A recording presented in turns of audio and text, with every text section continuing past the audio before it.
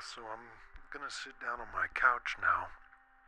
I just bought this, really my first microphone ever, and my plan is to set up like 6 microphones for all my friends because we're gonna play Dungeons and Dragons together, and I think it's been something really special in our lives for the past year. I've known what Dungeons and Dragons is for a long time. I have older brothers who talked about it a little bit, and we tried our hand at it once or twice in my early years. But it wasn't until I was in my mid-30s, I think, that I had a friend who said he had always wanted to play, and I knew a thing or two about how to run the game, but we didn't have it dialed in. So I had this idea that what I wanted to do was get some wooden blocks of different heights. These various heights of wooden blocks, and they're each about 2 inches by 2 inches. And I would build these 3D diorama sets. And we'd bring out our little characters, and they would climb up the stairs or go into these rooms, and we would build out just all these different dungeons. And it turned out to be so much fun that we said, well, there's just the two of us, maybe 3 or 4 sometimes, just depending kind of who was up for it. None of us were really like into a campaign or really seeing a story through. In fact, we barely even had any books at all. We were just going off of our head and rolling d20s and character sheets we created online. It was the bare bones Dungeons and Dragons. And so I put out like a meetup group. This was back when meetup.com was just anybody could use it. It was like a Craigslist, like a classified ad. You say, we're going to run this Dungeons and Dragons group. And there was this really cool guy, actually, and he brought his Tomb of Annihilation book, and we kind of started it out, and he brought over this couple. And so it was just the 4 of us, actually. It was me, the dungeon master, 2 guys, and a girl. And it turned out to be one of the best sessions I've ever run, or at least I was astounded with how well it went with that small group. And so I thought to myself, well, my other buddy, Steven, who kind of got me into DMing recently, well, let's bring him into the group as well. Let's make it 5 people. No, let's make it 6. We'll bring over Steven's friend as well. And I said the more the merrier in my mind. But sadly, the turn of events was such that the 2 groups didn't commingle very effectively. They wanted different things, and they had different expectations, and they kind of didn't like each other. And that made me sad because I had wanted a unification of my groups and to bring everybody to the table and create a safe space for all. That put me out of dungeon mastering for probably about 6 years or 7 years after that. Hadn't really thought twice about it. Moved on to other things. I was always a storyteller and an artist, but I was more driven by my career, and that all worked out okay.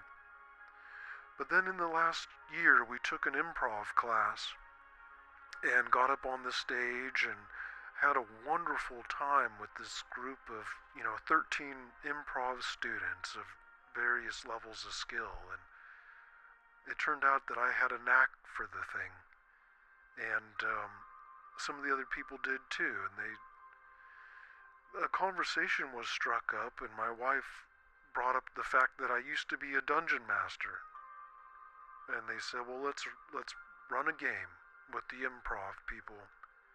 And I said, my goodness, I don't own any of the books, I don't even have dice, characters, nothing. But I had, at the time, been using Midjourney AI for a little while to generate images, and I love the beauty of the art, and it's been a pain point for me in my life that I wish I could paint better or more, or what I really imagined or feel. And I had produced paintings in Photoshop all my adult and teenage life, but I never could become professional with it. There's just some disconnect between my hand and my eye. But this AI, it unlocked my creativity, and it allowed me to express myself. And sometimes I meet people who, cast shame on what I'm doing, but I feel that it's opened up my soul in such a way that was not possible before, and it's felt cathartic to be able to produce the type of art that I've always wished I was capable of. I don't think it's taking anyone's job or putting anybody out of the market, because I could not have afforded to pay their talent anyway. I couldn't even get myself paid with art. And so now I had this improv group, and I had this Mid-Journey art, and I began making characters, and I said, make me a wizard with purple robes. And the AI, it's always kind of strange and recalcitrant. It does its own thing. It gave me a wizard with purple glasses. And I said, wait a minute. That's pretty cool. He's got purple glasses. He's got a purple robe. Let's use that. And so he became one of the main characters, or I guess the main NPCs in my D&D story. And so I had remembered running the Tomb of Annihilation with that group so many years back, and I really liked that module. It had jungles, it had frost giants, it had dragons, it had dungeons and mazes and spirits and undead. In fact, the whole premise of the undead in that module is so neat, because they're roaming through the jungles, and some of these undead are from ancient civilizations, and some of them are, more new. And so it really gave me that kind of post-apocalyptic Walking Dead sort of feel, but in the hot, humid, tropical jungles. And I said, this is just the place to be. And so my whole background was homebrew. I never ran very many Dungeons and Dragons modules. I want to, but it's kind of handicapped, or it's an advantage that I have a need to homebrew content. And so I take this Tomb of Annihilation setting, but I put my own story on it, and I change the characters in the books. And the module, Tomb of Annihilation, has this port city called Nyan Zaru. And Nyan Zaru, what a beautiful word, by the way, has its own map in the book. But I didn't even use that. I just took the name of the city and made my own city, and I gave it its own premise. And the premise was that this band of adventurers, my merry troupe of improvisation actors from my 101 improv class, had uncovered that there was a massive horde of undead coming for this little port city that maybe has 3,000 people living in the city, but there's countless number, maybe tens of thousands, 20,000 undead. And so the premise was that we're going to try to escape this city, but really I want the players to decide what they want to do. So I dangle the carrot of, you can escape the city, and here's the stick that I'm swinging. The undead are coming. But these people are heroes. They are noble of heart and mind, and they chose instead to defend the city and to protect it. And that whole thing, I guess we ran it for 3 or 4 sessions before that group kind of ran into its own fizzling out.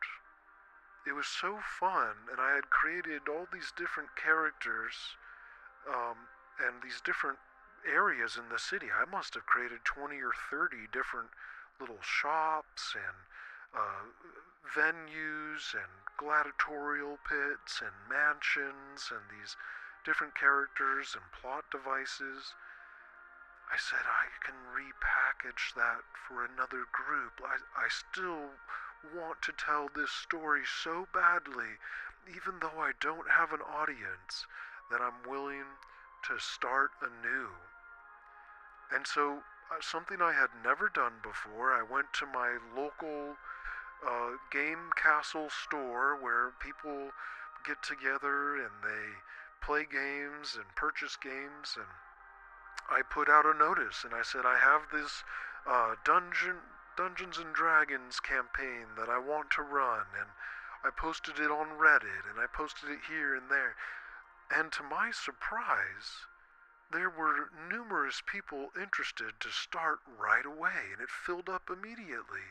And there were more people that wanted to sign up than that we had space for, and I capped it at 5 or 6 players. It was 6 players, one of them including my wife.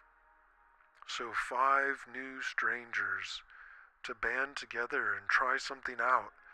And I said, well, I don't know any of these people, so I'm not going to host it out of my living room. We'll do it at the game castle, this big warehouse, other people playing their Warhammers and stuff just all around, this big echoey fans going on. And I said, well, I have all this visual art that I want to show. I'm a visual storyteller. I pop up the little picture of the guy on the screen and I do his fun little voice, and the people interact with him.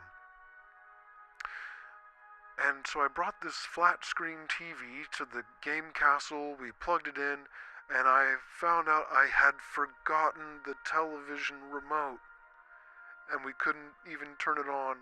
And I got there early, of course. There's one of my players always arrives early as well. And he and I got to know each other while my wife turned around in the car, scrambled on home to grab that remote. She saved the session, and she was the last one there now. She had to go back home. Everybody arrived, and we got to meet each other, and I went through the legwork of creating their pictures for their characters, and we worked on our backstories together. And so I had a little vignette for each player, and I timed it out how long it would take me to recite 250 words or 150 words. And so in a brief, I hope it felt brief, 10-minute introduction, I introduced all these players to each other with their little background images and little stories to get them into the game. And then they went through the motions of learning about the undead army and this city that they can escape from. And they started out the first 90 minutes of the session. Gosh, they were so good at interacting with those different characters. And they were trying to figure out how to get tickets to get on board the last ship in Nyan Zaru to escape before storm season. Because this city has a giant chain that spans across the harbor, and during the storm season they raise up the chain so no ships can come in and no ships can leave. And come to think of it, that's kind of an unpopular move, but it was, I guess, necessary to prevent thieves from coming into the harbor, or people trying to smuggle goods out of the town while the shipping lanes were closed. So they changed their mind halfway through this session, and they decided, we're not going to try to get on that vessel. We're going to try to defend the city. I said, excellent. Now we've got a pattern. When I run this game, people choose to defend it. So we created these domain actions. The city of Nyan Zaru can prepare its defenses, and they can hollow out the trenches and pour the oil and light the fires and put the stakes in the ground and go out and scout the enemy and look for weaknesses. And so each player gets to roll and do something for the city. But in addition, they're at the same time working with the different political fabric of the whole city and figuring out how these different merchant princes are opposed to each other or aligned with each other, and how they can sway them to the cause, and doing their little side quests. And this thing just magically came together, culminating in this big, beautiful battle. And we run the MCDM, is Matt Coville is the game designer. Wonderful, wonderful game designer. He has this, I guess it's like a chessboard almost. It's a grid. And you have these different cards, and they represent different little battalions. And so we had battalions of archers, and we had battalions of foot soldiers.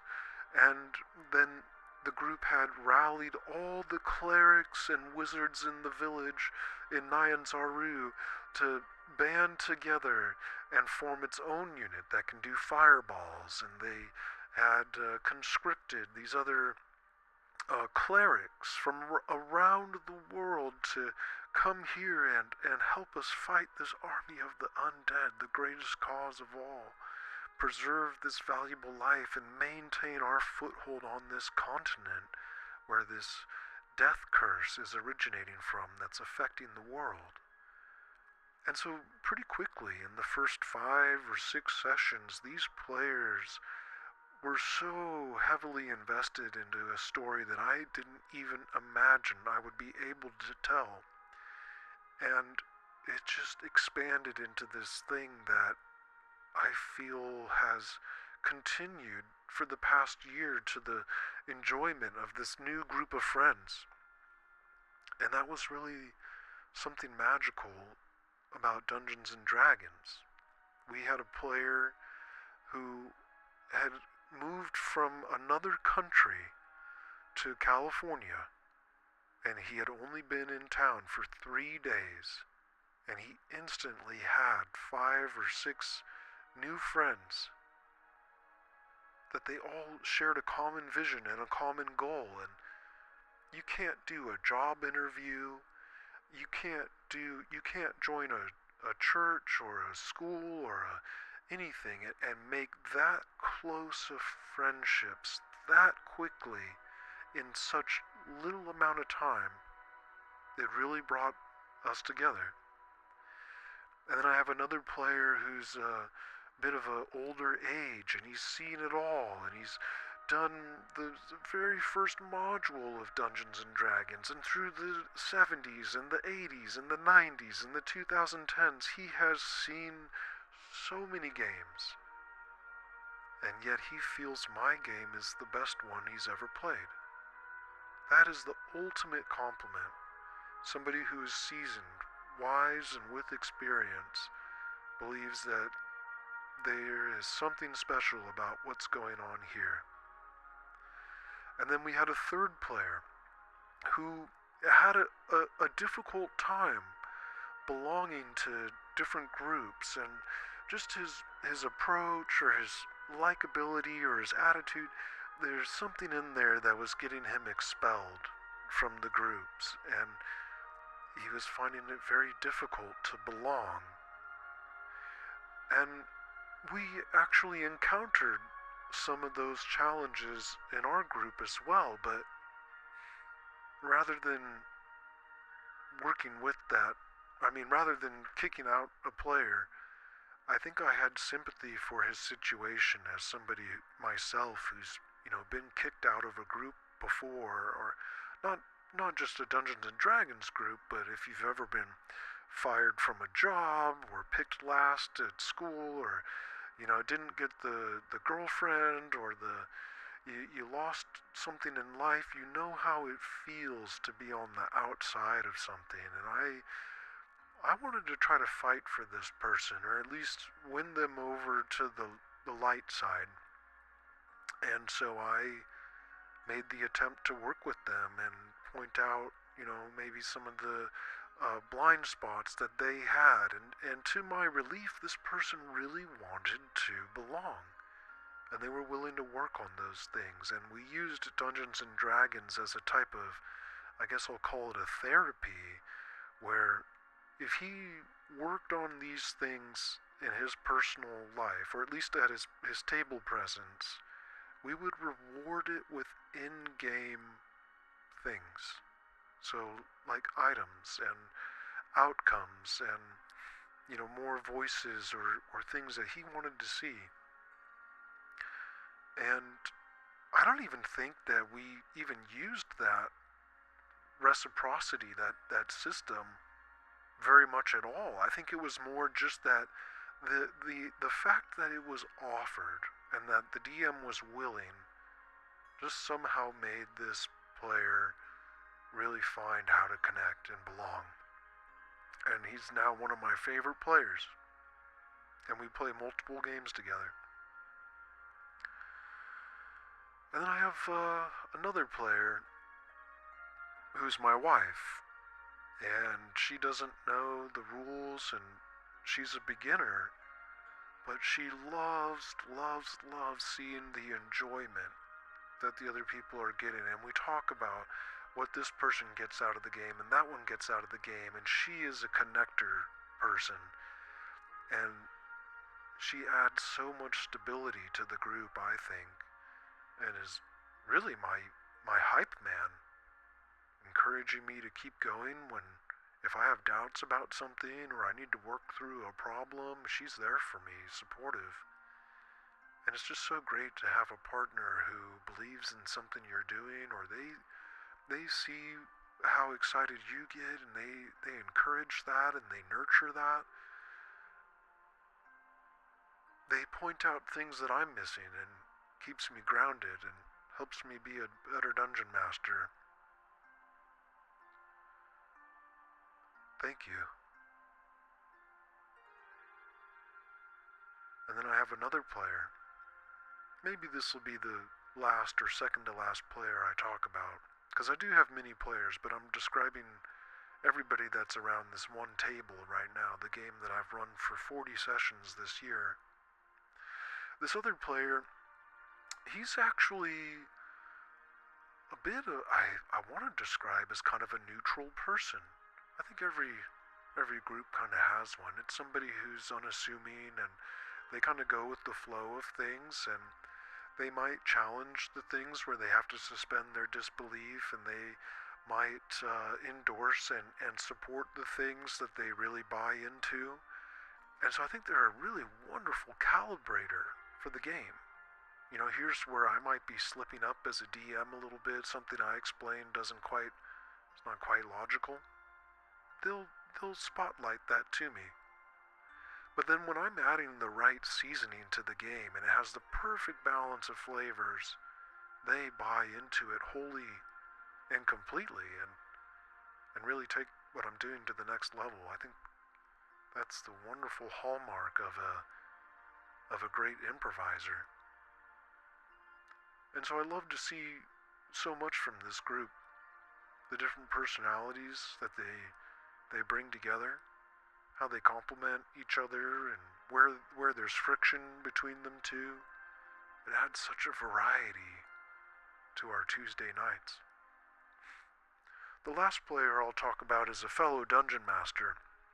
When we started with 6 people, one of the players had to bow out pretty early. He did think that this was a great campaign, but for him personally, he did prefer to play Dungeons and Dragons with fewer players. It just allows for more stage time to explore each character. The sweet spot really is about 4 players. But I do 6. And so when that spot opened up, we brought in this fellow dungeon master to help keep me honest. And I learned a great deal. And it's so wonderful to have another player at the table too, who kind of knows how the rules work, or especially how to run a good game. And so we'll unpack things together sometimes and look at how we're doing stuff. I'm actually a player in one of his games too, and so we kind of trade off that way. And it's just nice. I think there's something special about every player, and D&D is a way to kind of see into that person and the gift that they're bringing to share with everybody else. And when I find what it is that they enjoy, or what they can really do, or how they can connect with the group, or the value they bring, I try to nurture that and open that up and give them a way to express it. Sometimes it's a thing that they didn't even see for themselves, but often they're bringing something that I could have never imagined. And so that keeps me surprised. And it keeps me engaged, and I keep producing content for those groups. I run 3 games a week, and each group has something really special about it that you just can't get from the other one. So I think three groups, 3 D&D games a week is it's kind of sweet spot for me. I could always pour more energy into one game and make it really, really great. But I think I like having 3 games right now. I like the contrast between them, and the things I might learn in one game are sometimes useful in the other. It does put additional pressure on me to create enough content for 3 games. But I found it's more important that I create a kind of sandbox with just a few really interesting NPCs, different NPCs, different races, different sizes, voices, histories, backgrounds. Gives a good flavor. And the players, they really only do keep a couple characters straight in their mind at any time. While my main campaign, it does have a cast of more than 100 characters, I can pick anyone and dust it off at any time and put it on the center stage. In a single session, I think they like to have somewhere between 1 to 4 NPCs to interact with.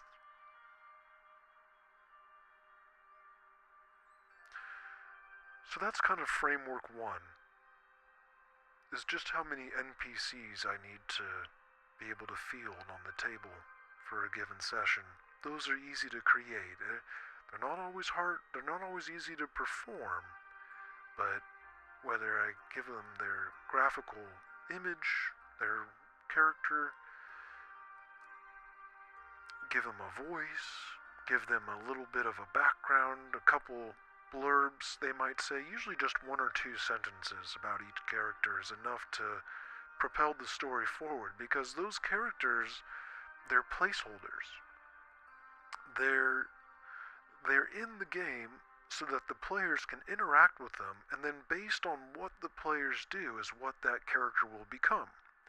So I don't have to flesh out a backstory. I don't have to decide, what quest this guy is going to give. Maybe a little bit. Might be in a sentence, but